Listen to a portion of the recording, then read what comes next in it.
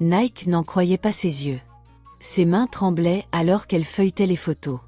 Chaque image décrivait une horrible histoire. Timmy parlant avec les ravisseurs, échangeant des documents et transmettant des détails qui ne pouvaient provenir que d'une personne proche de sa famille.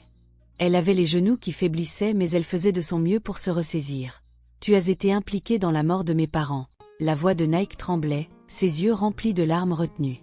Timmy bégaya, reculant, le visage pâle. « Nike, ce n'est pas ce que tu penses, je ne voulais pas que ça aille aussi loin. » « Arrête !» La voix de Nike claqua comme le tonnerre. « Tu as trahi ma famille. Tu m'as trahi et tu as provoqué la mort de mes parents, tout ça pour de l'argent. » Timmy tomba à genoux, les mains jointes. « Nike, s'il te plaît, j'étais désespéré, je me noyais dans les dettes, je ne voulais pas qu'il meure, je voulais juste l'argent.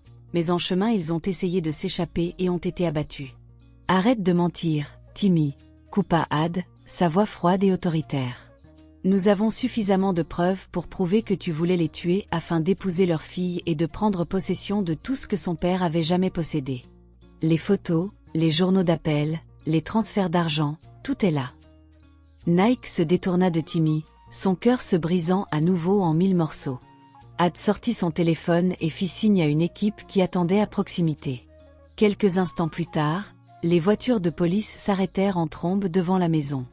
Des policiers armés firent irruption, menottant Timmy qui gémissait et implorait.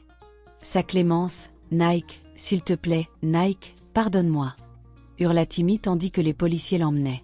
Pendant tout ce temps, Nike pensait que Had n'était qu'un gardien. Ce qu'elle ne savait pas, c'est qu'il était détective à l'unité des crimes spéciaux. Son père l'avait engagé bien avant son décès pour surveiller sa fille. Il avait des soupçons sur Timmy et avait demandé à Had de le surveiller de près.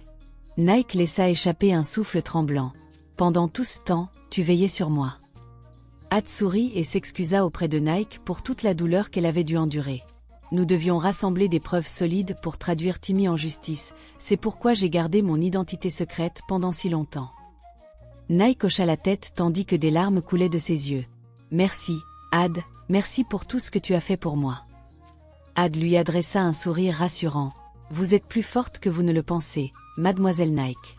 Votre père serait si fier de vous, » dit-il en montant dans le fourgon de police et en partant. Dans les semaines qui suivirent, Nike s'intégra pleinement dans l'empire de son père, récupérant chaque morceau volé de son héritage.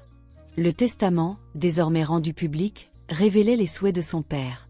Tout ce qu'il possédait devait être transmis à sa fille bien-aimée, Nike. Ses oncles, qui s'étaient autrefois comportés comme des vautours, furent contraints de renoncer à leurs biens. Ils furent publiquement humiliés et